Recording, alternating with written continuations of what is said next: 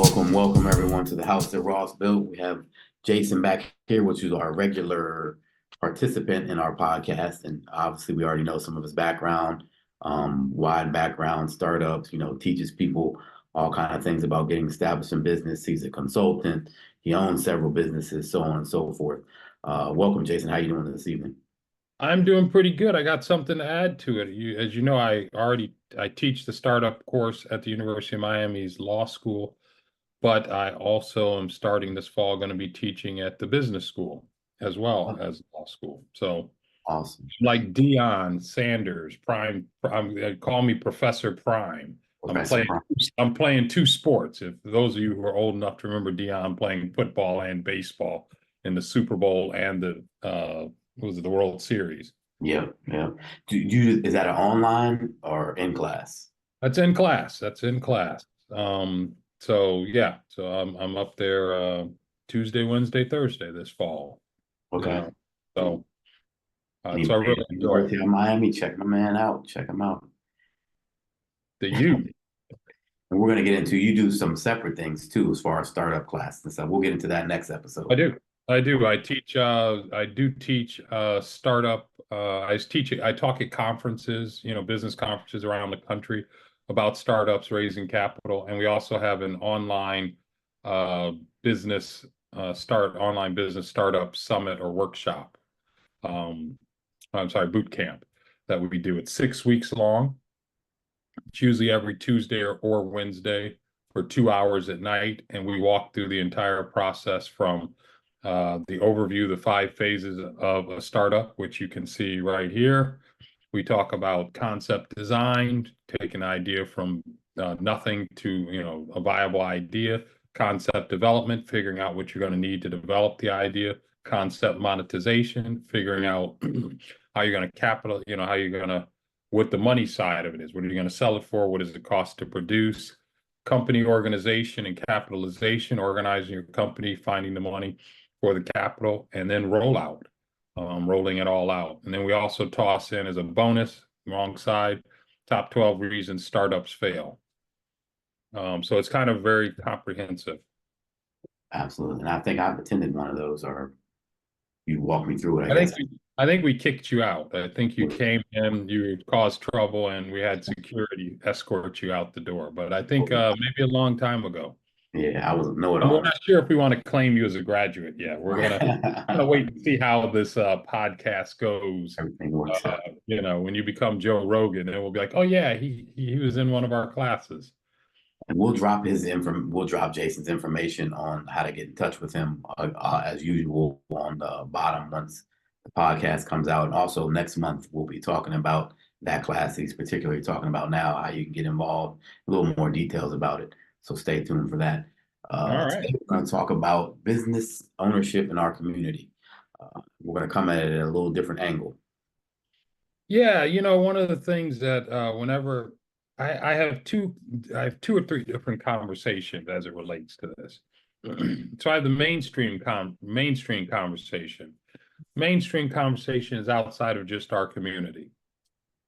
And so when I have those conversations, there are certain things that they understand right up front. Number one, they understand that they have to get in the flow of commerce. So just like the waves come in, the tide comes in at a certain time and it moves a certain way. And if you want to be a surfer, you got to surf a certain way. If you want to go fishing, you got to understand what you're getting involved in.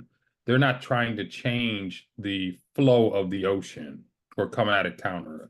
The second thing is they understand that there's an investment that has to be made and that investment has to, in some form or fashion, come from them or their own resources. And the third thing is that there's a sacrifice that's going to need to be made. And so in today's society, we don't see that kind of discussion as much. If you turn on Instagram, especially in our community, it's all fast, it's all easy. There's no money down. You don't have to worry about paying for it, you Yeah, know, and you don't have to get in line with what business does. You can do you. It's individual. So business in other communities is a team sport. In our community, we try and make it a individual sport. Everybody wants to be the captain. Everybody wants to be the captain. And not only do they want to be the captain, they already want the prize. A lot of people want to sign up for the outcome. I always say that everyone loves my story. Everyone loves my lifestyle. Everyone loves the outcome. What they don't like is how I got here. Right. What they want me to tell them is, oh, it's easy. No, what they want me to say is, oh, well, you got lucky. I did. I did get lucky, but I made some decisions and some sacrifices along the way that made that, come true. And in starting your own business, there are going to be sacrifices. I was just speaking literally yesterday, um, and I gave the story of, when I got married, uh, we didn't have a honeymoon. I took all that money and put it in the first startup. When we didn't have a ring, we didn't have a diamond ring. It was a band. It was a nice band, but it was a band, and as you know, diamonds are what makes the wedding band cost. Right. Our wedding cost $1,768, including the reception.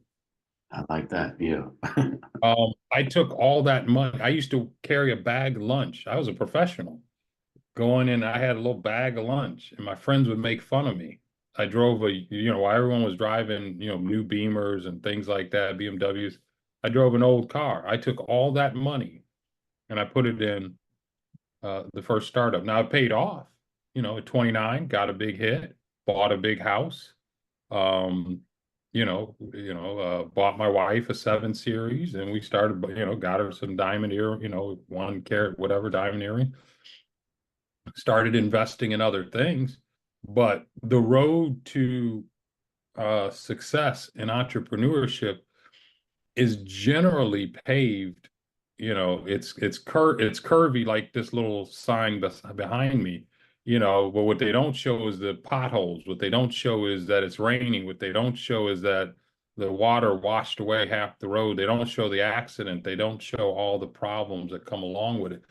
There's Yeah. never been anything that I've been involved in that was popular at the time I got involved in it. There's never been a line behind me to invest in anything I've ever invested and made money at. Yeah. That means that there was no one saying, "Oh yeah, only spend $1,700 on your wedding. Oh yeah, don't have my now ex-wife, but her girlfriends talked about me like a dog." And then there were people I didn't even know talking about me. They'd be like, "Hey, where'd you guys just got married? Where'd you go on a honeymoon?" Oh, they didn't have a honeymoon.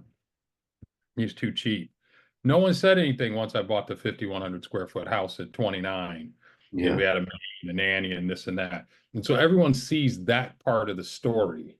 And what I encourage people to do is talk to the person they admire that has their own business and say, "Hey, don't tell me about today.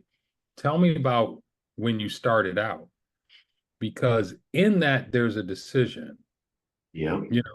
I recently sent my daughter, who's my middle daughter, who's 23, a headline from an article.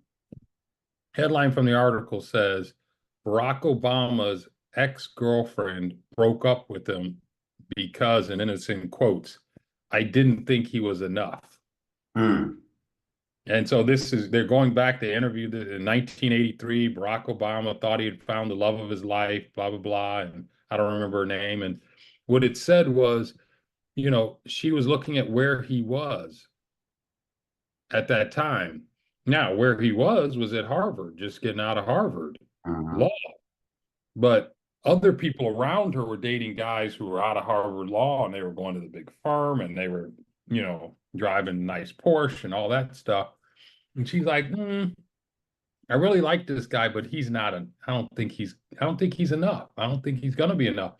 And then the second headline part of that quote was, "I pushed him away." And so in our community, not to make this about dating, but in our community, in general, we push away uh, hard, real opportunity, Yeah. because with real opportunity is hard work. Absolutely. where the real opportunity is hard investment. And we tend to navigate towards things that are easy and have a low threshold. Yep. Like Um, I mean, well, it could be jobs. It could be, I'm going to start nothing against Lash. I'm going to be a Lash, I don't know, technician. Nothing against that. Um, but there are other things that we could be doing. If you think about it, we're the eighth largest economy as a people in the world. Yeah. Number 7 is California. If we all lived in one state next to California, our economy would be bigger than California. Just all of California, everything that's done in California, every industry, everything. So if you think about that, our problem isn't making the money. Our problem is keeping the money. And if you go through the things, if we're going to buy weave, then we should be the ones selling it or manufacturing it. If we're going to buy rims, then we should be the ones selling it. If we're going to buy alcohol, then we should be the ones selling it. If we're going to go to a corner store, then we should be the owners of the corner store. Do you get?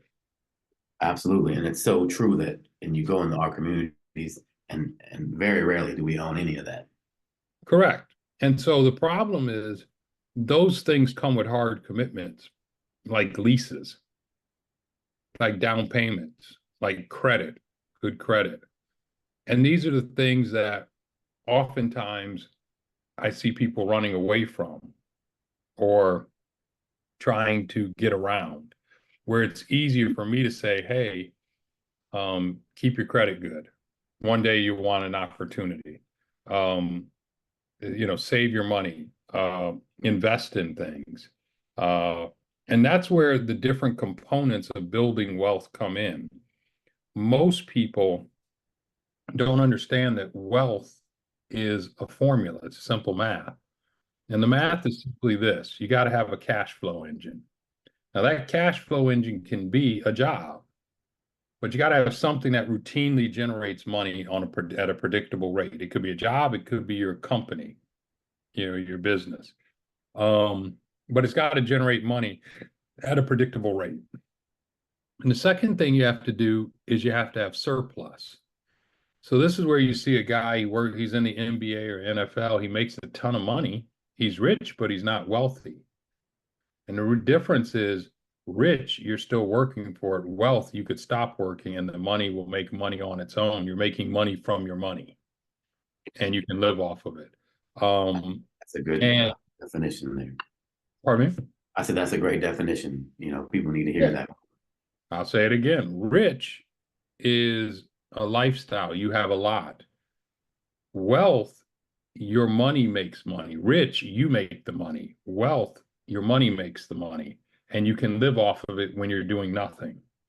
And so let's say I get an NFL contract and you'll see players at NBA, and I hate to pick on these guys because you know what, if we were 20 years old, we'd blow a lot of money too. Yeah.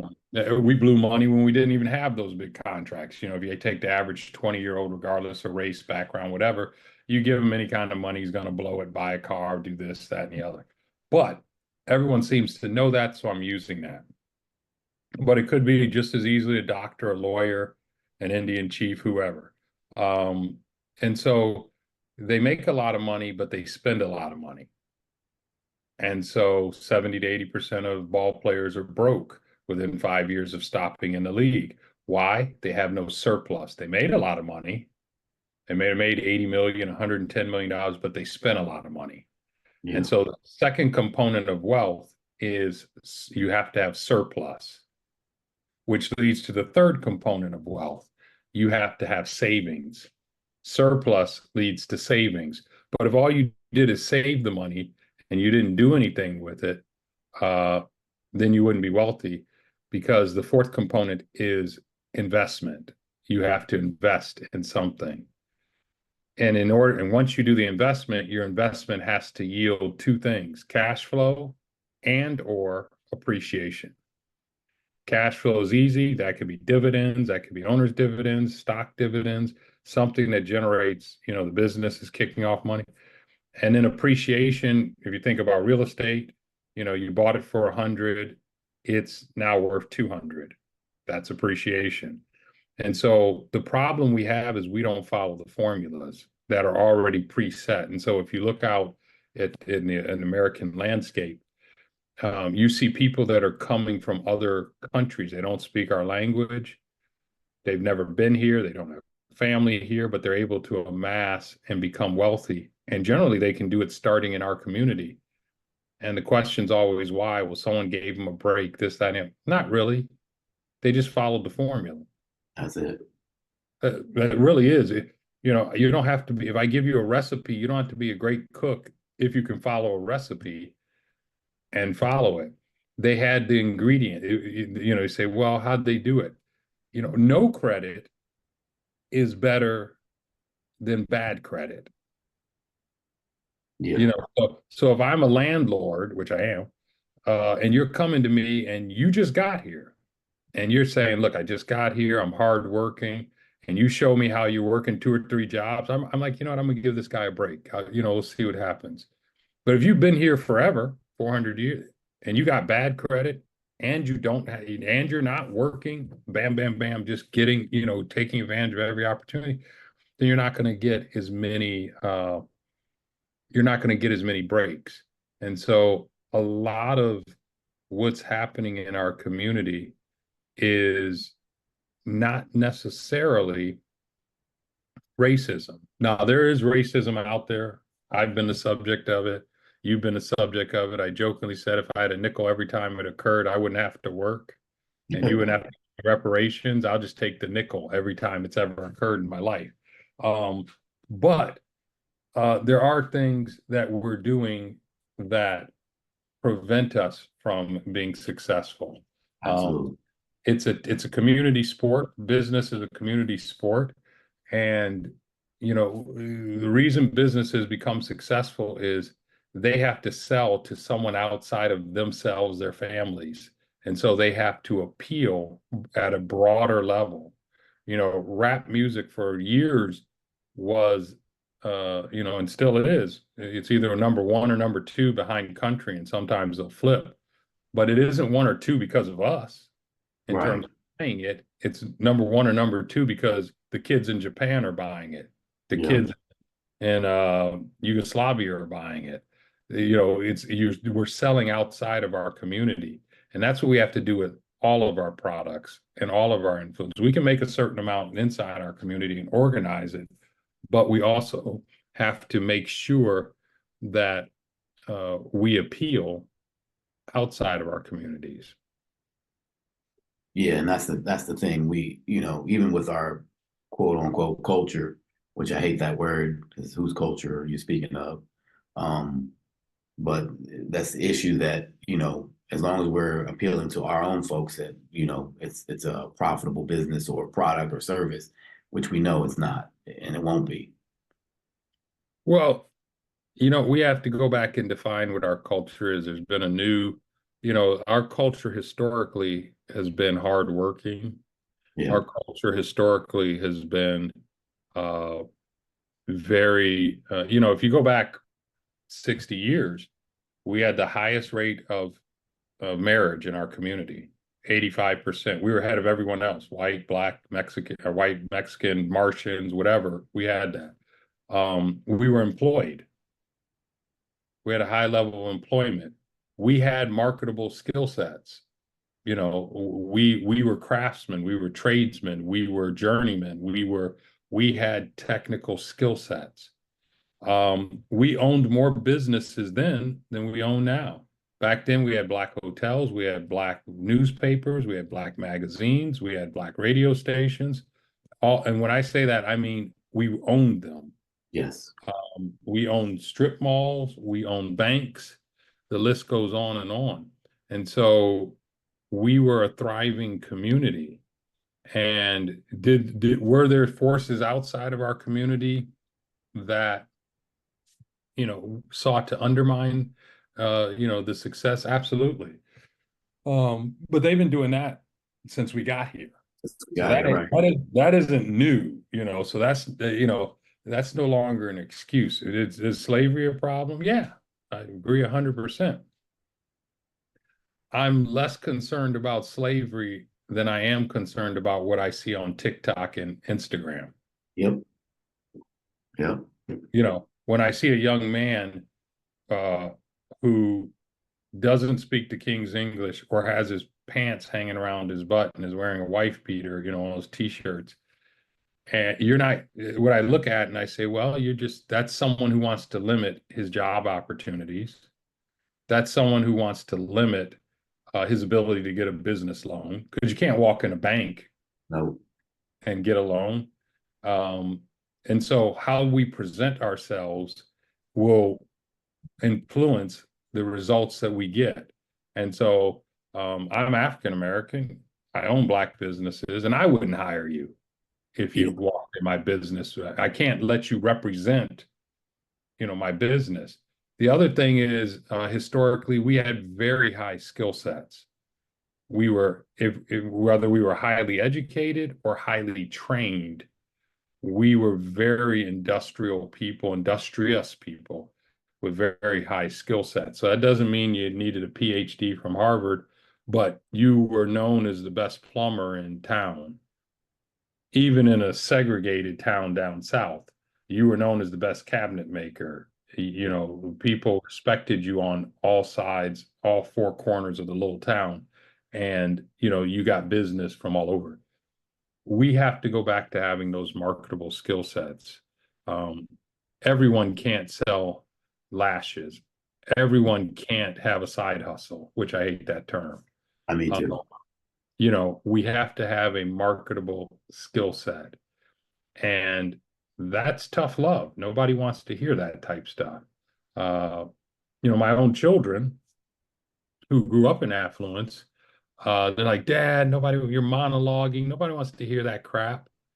They have a better understanding now that they're no longer on my payroll. Right. Now that they have to pay for sushi, they have to pay for their apartment, they have to pay for their luxury car, they have to pay for vacations. Now I've noticed that their tone has changed, but while I was paying for it, everyone had a different opinion that they wanted. I don't know if I like this or that. And so, if you're tuning in and you're wondering, hey, is this guy just going on a rant? Just like I have the sign, where is it, right there, that says the 12 reasons startups fail.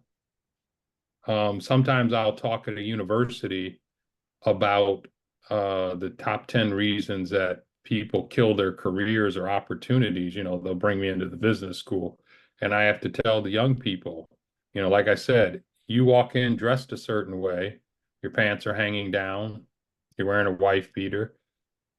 What you're telling me is you're not ready for executive level job, because I Right. can't let you present it.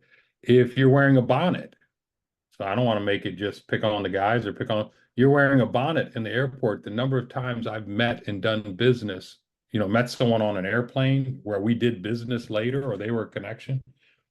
I don't, how you present yourself matters. My Very much. kid, my kids used to say, no, Dad. One time we were going somewhere and I was bringing the kids with me, and my son came down in a Tupac t-shirt. And I just looked at him and I said, nothing wrong with Tupac. I love Tupac. I'm the one who introduced him to Tupac. I'd wear the Tupac t-shirt. I just wouldn't wear it where we were going that day. Yeah. And I sent him back up to change his clothes. My daughter came down. I looked at her, sent her back up. And they were like, why? I said, you don't know who you're going to meet. You could meet, to my daughter, who was then in high school senior, beginning. You can meet the president of your university at this event. And you don't know who we're going to meet. We can meet. And I literally said, the president of a bank. Yeah. We get there early. We got the time wrong. So I thought it opened at, I don't remember the time, let's say 3:30. And it actually opened at 4. So we get there and we're waiting outside. The guy sitting next to me with his family, we're just sitting there talking because he got there early, got the same information. Ends up being the president of a large majority bank Mhm.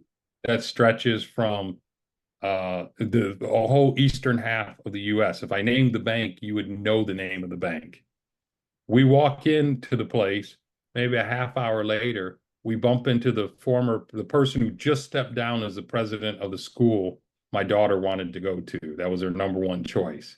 And it just Mhm. so happened to be happenstance. One of my business partners, you don't know the day you're going to meet your husband.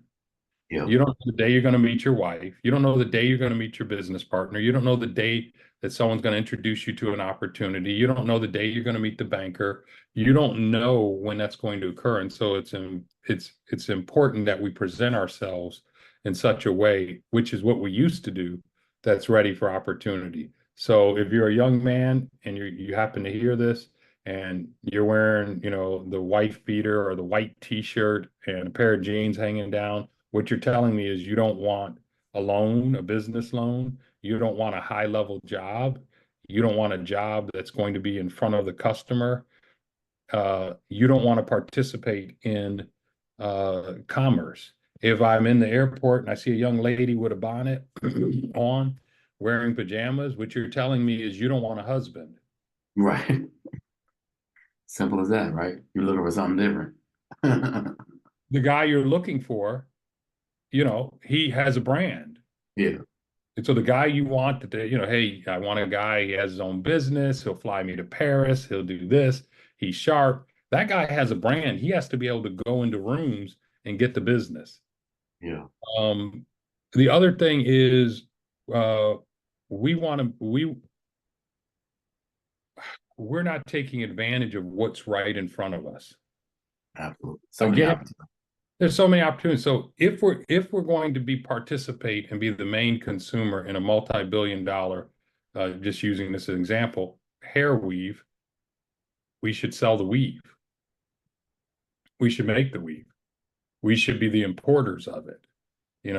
That's how spaghetti sauce got over to America. The Italian Americans imported it over. You get what I'm saying? So whatever it was that's gotten here that's from another country, that's how Chinese food got here. Chinese Americans imported it over. And the list goes on and on. So if there's something that we're doing, we should have bigger stakes in it. Um, and seek to organize that. Yeah. But that's one of the problems that we're seeing. Huge problem. And yes, like you said, all those examples that you just gave, we're making other communities rich off of our hard work, off of our money. And it's a shame. It's a shame. That is true. That is true. But this is, like I said, I have three children and I have other people and they're like, oh, you know, you we've heard this before. Like, well, God keeps bringing the same message until you pass the test. Yeah. If it doesn't affect, if you are where you want to be, then this message doesn't apply to you. But all too often, people are wondering, well, I don't have access to capital. It isn't racism. Some of it's racism. There is racism out there. I'm not negating that. What happened in the 60s, 40s, and 50s is we took every other excuse out of the equation but racism. So Yeah. we showed up ready to do whatever it was that we were doing, and then we were denied. But we had taken out, you said I didn't have the education, I got the education. You said I didn't have the skill set, I got the skill set. You said I didn't. Do you get what I'm saying? We Absolutely. tested off the charts. The reason we know who the Tuskegee Airmen are and that the main community, majority community knows who it is because they tested better than their counterparts. If you look back in history and you think of the movie Top Gun and the idea of Top Gun, bringing the best fighter pilots together and then they win an award and whoever's number one, the pilots that won the very first Top Gun were African American, and they were given old planes from like World War One, while the other community, the white pilots, were given new planes, new everything, and they still beat them. And so if you go back and Google that, hey, who's the first Top Gun award, that award, you're going to find that we came prepared. We came prepared and ready for excellence. And that's what we have to return to. Yeah, that's what it's about. Like you said, there's opportunity out there. I learned a long time ago, family members, my dad told me that, if you're going to make it in this world as a black man, you're going to face racism and it's going to take you twice as much as maybe your counterpart that's not African American. But that's not an excuse, right? You just work twice as hard. That's it. Jim Rohn has a great saying. It says, "Don't wish it were easier, wish you were better." That's how I love that. Yeah, I remember And that. I think that applies when, you and I are older than probably some members of the audience, and we were educated that it's just there. So, trying to manage that side of racism is a waste of time versus managing excellence. That's right. Making sure you're excellent, because that's what's going to help you overcome it. The other thing in our community is uh, we're making short-sighted decisions, you know, uh, and it's also an American problem now. So it isn't even just our community anymore. It's also an American problem. We used to be a country of creators. Yeah, Now we're a country of consumption. yeah, We used to be, when I was coming up, you were valued and applauded for what you could create. So if there was an award that was going to be issued in anything, it was based on you creating something, some form of an outcome. Now people are getting famous because they consume. You follow a certain Instagram person because they're always showing you how to consume something. Um, and that's not something that is can be long term. It just can't no, last long term. wrong. We have to go back to the basic fundamentals. And in our community, in order to start businesses, we first have to have a marketable skill set. So there are all these young gentlemen, young men out there who are of working age, but they don't have a marketable skill set. There are a lot of young ladies. You say, oh, well, a lot of ladies went to college. More ladies are going to college than men, but they're graduating with degrees. They have a degree, but they don't have a marketable skill set. A marketable skill set is something that a person will pay you for to do it. And so, yeah, maybe a political science degree, it looks good on the wall, but I don't know a lot of political scientists. And I've been around politics for 3 decades. The ones I do know, there are very few of them. Yeah, Very, very few. And they, so that's so I so there are degrees, art history is probably a great degree, is probably very fun, but you could have did that in the summertime.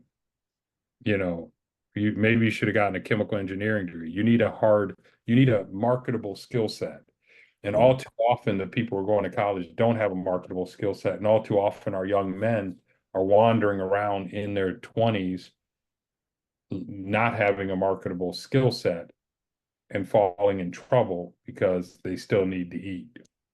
yeah. And I think that's a great topic that you brought up. That's a whole conversation for another day. But a lot of times we're going to college just to say we went to college and got a degree. You could have done just as much going to a trade school or, like you said, taking a summer course and, building your skill sets, work your way up, start a retail, work your way up, start a hotel and learn the business, that type of thing. Doesn't always have to be a college degree. If you're in college and your degree, the courses you take are easy, the job you're going to get is low paying. Yep, absolutely. Life is really just that. Uh, the easier it is in your teens and 20s, the harder your life normally is in your 30s, 40s, and 50s. The Yep. harder those things that are harder to get in. Like I have a friend of mine, my best friend, he's a surgeon. It was hard for him to become a surgeon. He's not just one type of surgeon, he's 4 different types of board certified surgeons. It's hard to become that. But his life was easier once he became it economically. It's hard to become an architect. your life becomes easier. It's hard, might be hard to become a chemical engineer, but it's easier than your high school friend who went and got a poli-sci degree, but because it's going to pay more in the end, the jobs you're going to get are going to give you more opportunity. And so, at some form or fashion, you're going to work hard. So, Yeah. my recommendation Sacrifice. is, and you're going to sacrifice. My recommendation is do it while you're young, between 18 and 25, 18 and 30, so that you can relive the rest of your life the way you want to. Yeah. Or if you don't do it, you're going to work for someone else and they'll dictate how much you make and how you live.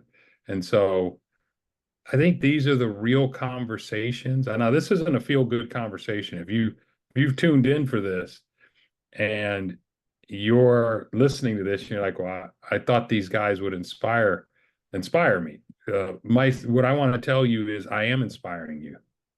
I'm because your best friend, the person who is your real friend, will tell you things that you really need to do to get ahead. The person who's just your boy, your girl, they'll tell you what sounds good, what feels good, but you won't get ahead. And they'll be like, oh, well, it's racism, it's this, it's that. I get people who come and tell me that all the time. I just look at them like, trust me, it's not racism. It's your Instagram. That's Right. that's why you're not married. Trust me. The reason you didn't get that rental is I know because I'm a landlord.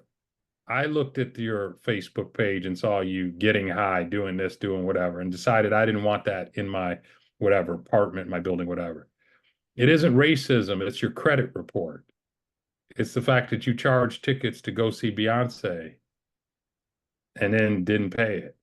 Right. It's the fact that you spent your money on garbage, on rims and dumb stuff, and then don't have money to pay to get your CDL or go to nursing school or start your business. It isn't racism.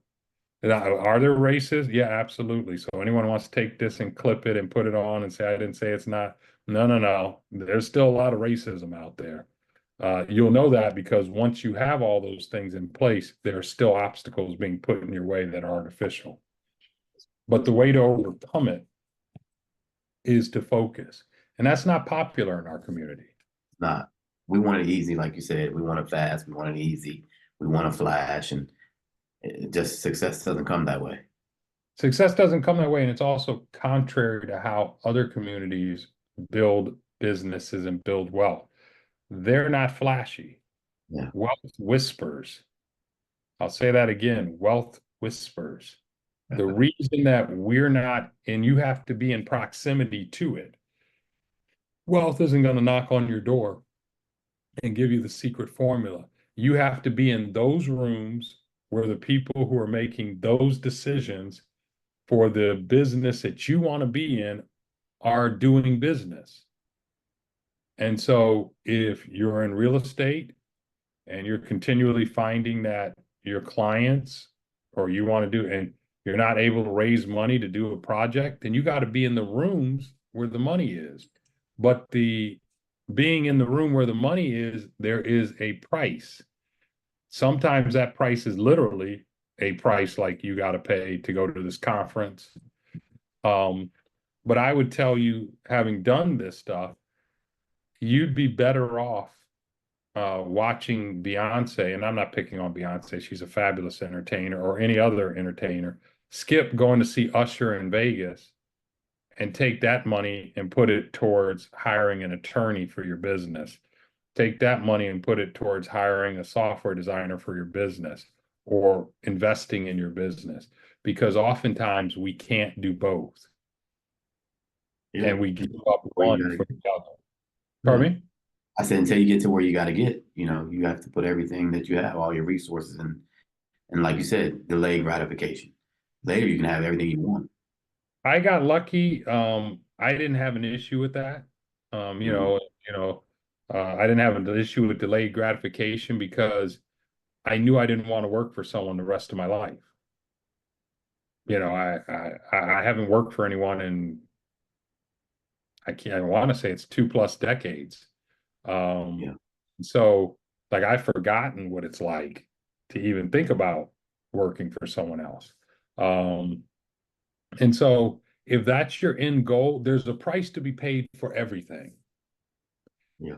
no matter what it is, good or bad. If you want to be a content creator and you want to be that when you talk to the people who are at the top of that game, they're working.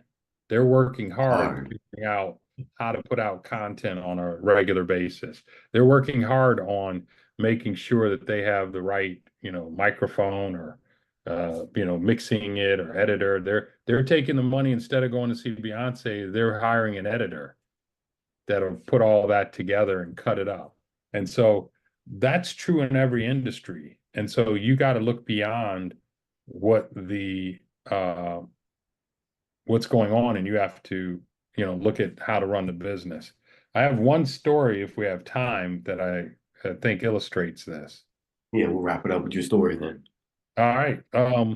I was up in Atlanta visiting were we in Atlanta? I think we were in, no, it wasn't Atlanta, wherever we were. No, it was in Charlotte. I'm sorry. I was in Charlotte, North Carolina. And I went to a sub shop that I like. It's a franchise. Actually, I'll just say it was Firehouse Sub. And as I pulled up and I was looking through the window to see if they were open, and I went in with my nephew because it was late. So I was watching them for like 30 seconds to see if they were just cleaning up or if they were actually open for business. And I looked at my watch, looked on my phone, and said, "Oh, they're open. Okay." But I could see them in there, the employees in there laughing and joking. There weren't any customers. And everyone in there looked like you and I, only a little darker. So you and I, if everyone in there was African American, and there were 4 employees in there. And I walk in, and they take my order, they make the sandwiches, they take my nephew's orders. We're getting food for the family, and I kind of look at them and I say, "How long have you been working here?" And I just go down the line, and they'd all been working there multiple years. And Mhm. the I said, "Are you the manager? Are you the owner?" And he said, "Oh no, I'm like a shift supervisor." And I said, "The reason I'm asking this question is I've been sitting here watching you guys, and I don't know if you realize this, but everyone in here is African American. The customer, me and my net, we're African American. Who's the owner? The owner's name is Larry. He doesn't look like us. When's the last Yeah. time Larry's been to this store?" And they said, "I haven't seen Larry in like 9 months. He comes like Mhm. once a year because he owns a bunch of these." I said, "Have you guys ever thought about, like, while you're here working, I notice you're just working, but what you're not doing is studying the business so you can own it?" Because I've been watching you for because we had a large order. So they were making multiple sandwiches, the whole nine, as well as getting ready to close. So I was watching them with the shutdown. I was like, how long you been? And one of the couple of the people have been there since it was open. So they were opened it and closed. And I'm like, "And you've been working here this long, but you never took the time to study how to own this restaurant. You never got Mhm. together with your colleagues and said, 'Hey, the 4 of us work together every day, all day. What would it take to buy one of these?'" And one of the young ladies says, "I don't want to own one of these. I want to, I want to be an entrepreneur. I want to own a lash, a lash, do eyelashes." Yeah. And I looked at her and I said, what do you think makes more money? This Firehouse Sub in this shopping mall or your lashes? "I don't know, but I don't know if I want to do this." "Well, how long you been doing it?" That's Like, a question. since you've been doing it like 2 or 3 years anyway, I got an idea. Why don't you maximize this opportunity, and then you can take that money and open up next door to your sub shop a lash place, because Man. that's what other communities do. Yeah. And they just didn't get it. And so I was talking to them, and they were just kind of looking at each other like, what is this dude talking about? You know, we're, I don't want that responsibility. I'm like, you have the responsibility anyway. It's just you 4 people in here all day. Already The only doing it. thing that changes is you own the place. That's You're right. Yeah. responsible. Oh, Larry only has come in this shop once in the last year. Who else is responsible? It's you four. You're responsible for ordering, taking orders, making the sandwich, cleaning it, making sure, ordering supplies, doing inventory. You're doing everything here except owning. Yeah. Nah, don't want to do it. And so I say that to say our attitude. Everybody wants, I always say, uh, if you ask a room full of 100 people, who here wants to be wealthy? And every hand goes up. I want to be wealthy. I want to be wealthy. The only hands that don't go up are people who are wealthy already. And I say, no, you don't. And they're like, yeah, I do. I'm like, no, no, no. You just want the lifestyle because wealth has responsibility. Wealth requires a forethought. You got to think ahead. What are the opportunities? What are the obstacles? What are the challenges? What are the issues? How can I maneuver? Wealth requires investment. And all too often, we just want the benefit that comes after it comes. We just want, hey, I want to go buy the red bottom shoes. I want to buy this particular car. I want to fly here, without seeing the actual and taking hold of the actual responsibility of developing the We want the opportunity. results going through the process. That's an And even better way of saying it. We want the results without the process. Um, and we want to dictate what the process is. that's the other thing. Yeah. Right. Because the And we want it process to is the be process. guaranteed. Right. The process is the process. As a business owner, I know as a business owner, had I known in advance the stuff we would run into, I would have never picked. I'd be like, I'll just go back to the post office. Right. I jokingly say that. I knew what I was getting into. You knew it was going to be tough. We accepted that that was just part of the process. And in doing that, when tough times came, when rain came, when storm came, when thunder came, when lightning came, we were like, this isn't going to last forever. It's just part of the process to get to success. And we were committed to the process. That's another one of our issues is we're not committed to the process and we're doing things that are contrary to success. You know, so we need shows like this to keep talking about subjects like this because is racism a problem? Absolutely. It'll always be a problem, but it becomes more evident and you become better at handling it as you get better. So don't wish it were easier, wish you were better. That's a good way to wrap it up, and that's that's what we have to understand. The racism is always going to be there. So I think it's also an economic problem. Because, if you have the economics and the resources, people won't push you around as much as that you allow them to. That's just something I hold, everybody won't agree with that, but I believe if we had better economics, then we'd have more control. I agree with that 128%. The first thing they attack is your economics. The first way the competition will seek to put you in a. I know in my own experience, my own lifetime, the number of times someone said, well, that'll cost $500 or 1,000 or whatever it is. And when you look at them and, 10,000, like, okay, you need it now? Like, can we get by that now that we've discussed what this going to cost? Now I need to talk about what I need to get done. Yeah. And, if you want to think about it, just to end on this note,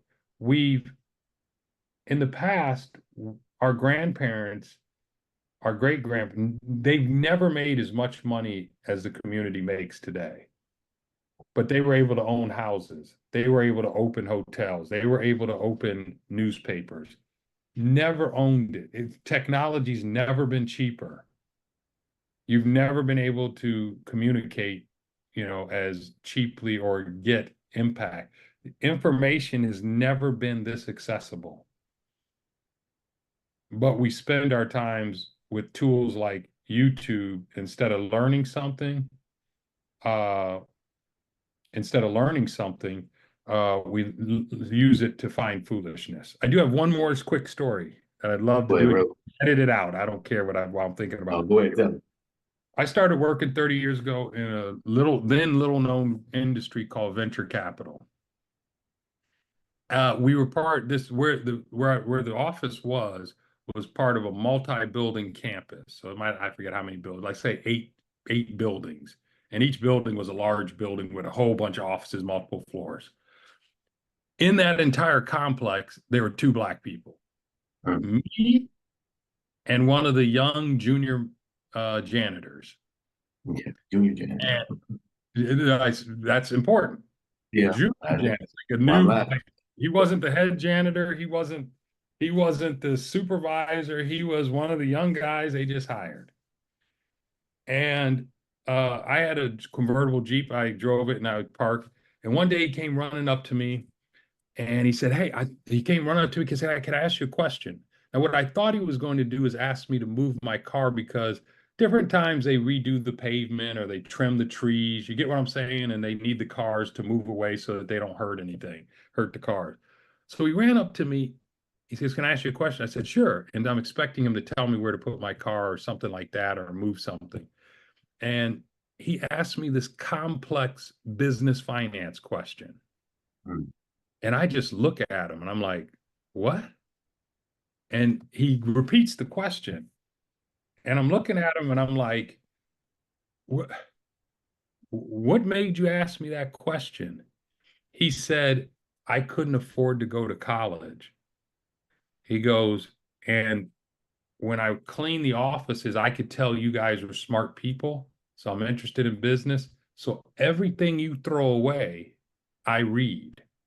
I don't think Mm. stealing because it's in the garbage to be thrown away. So when you throw away a business plan, I sit and read it. And when I don't understand what it's telling me, on the weekends, I go to the local university because the library is free at the local university. And if I don't understand this term or whatever, I go and the librarians help me find the dictionary or book that'll explain what it is. So I can learn how to do this. And I looked at him stunned because what he's asking me was a very high level question, which meant he had an understanding of finance, he understand an understanding of business, he had an understanding of all these different things, but the circumstances he was born into wouldn't allow him to go and do what some of my colleagues do. So he and I became friends, and I began to, hey, this is what this means. Here's this. Hey, here's a book. Here's this. Here's whatever. Now, I know what you guys are looking for, the happy ending. He's still a janitor.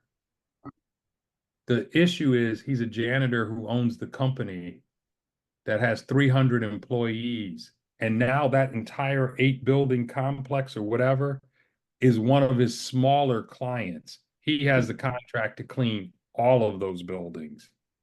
He also does things like when he does manufacturing facilities. So he doesn't just clean like manufacturing facility. If they do building software chips or pharmaceuticals, they have to have it in a zero, like down to a micron, no dust, no nothing. And there's certain equipment and certain very technical, high level cleaning techniques that have to be done because they're manufacturing, like I said, certain types of pharmaceuticals or equipment or electronics that they sell to the CIA, whatever. He does that. And he's owned his own business. Probably I met him in 94, so that's 30 years ago. Wow. Within 7 years, five, no, not maybe not even that, 5 to 7 years, about 5 years, he started his own business. And one of his first customers was the 8 building campus where he started. If he had just worked and stayed there, he wouldn't even be a senior janitor in 5 years. But what he did, the owners of the complex were so impressed with this kid and how he showed up that they were looking at outsourcing it. I'm sorry, they were selling the buildings, and the new owners coming in had asked because the old people were employees. Well, who do you think? They didn't want to. They said, well, let's just hire someone. They were the first client. They recommended Mm. him to, and they said, and then they helped him start his company, organize his company, and I also helped. where am I going with that? Him not speaking the King's English, he doesn't get to own, he doesn't get to be a millionaire and own his own company. Him showing up in, with his pants hanging around his ass and, wearing, I'm sorry, I can't curse probably, but you can bleep it out. Him, Nice. him having undershirt, the white undershirt that they wear in prison and that type thing. Yeah, he doesn't get that. Him not trying to, on his own, better himself despite the circumstances he's born into, doesn't get that. Him not at each and every opportunity meeting a person, making it, an opportunity to impress that person and have a favorable mindset and memory of that person, even though he's just a junior janitor, doesn't get him to be a millionaire and doesn't get him. Because every single day he showed up, he outworked everybody. He was extremely intelligent. He grew himself. He used every single resource he could think of. He impressed every person that he met. That when the time came that there was an opportunity, everyone pointed at him and said, that's who we would put in charge if we were buying the building. Preparedness meets opportunity. Yeah. And, and then from that point forward, he did business the way, everyone does business. Yeah. So that's good enough, man. I love to hear stories like that because it shows you that wherever you are, you can make it. If one man made it, any man can make it. So none of us have come. If you go back 1 or 2 or 3 generations, everybody was poor. Everybody was poor. Poor doesn't mean we weren't skilled. Being poor doesn't mean we, didn't have work ethic. Being poor doesn't mean we, had poor judgment or didn't have common sense or we couldn't be trained or couldn't develop certain things. It's a mindset, and that's why we're here. Like on the house that Ross built, you're going to hear things that you might not want to hear, but you need to hear. And that's how we're going to help you get to the next level. So, keep tuning in and if it offended you, then you're on the right path. If you keep coming back, if it's offending you and you go away, then check yourself. Well, let me throw this in here. If it offended you, we're talking about you. That's absolutely. Because were you offended by anything I said? I was inspired. Right, because it doesn't affect you. You're like, hey, this, I'm not that person. But if it offended you, you probably need to look at your opportunity. If you're happy with your outcome, then keep doing it. The young lady in the Firehouse Subs was happy dreaming about opening a last shop and working 3-4 years as an employee. So I just left her there and was like, okay, well, hey, thanks for the subs. I'll see you next time I'm in town and I need some subs. So if you're happy with your outcome, don't change anything. But if you're not, then there are going to need to be some changes.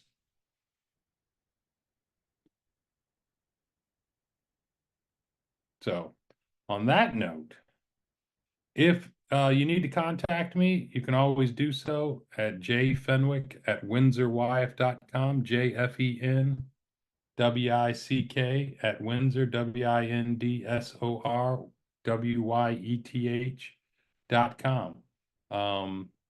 You can also Google me and probably find me there. Business ownership in our community. We're going to come at it at a little different angle. Yeah, one of the things that whenever I have 2 or 3 different conversations as it relates to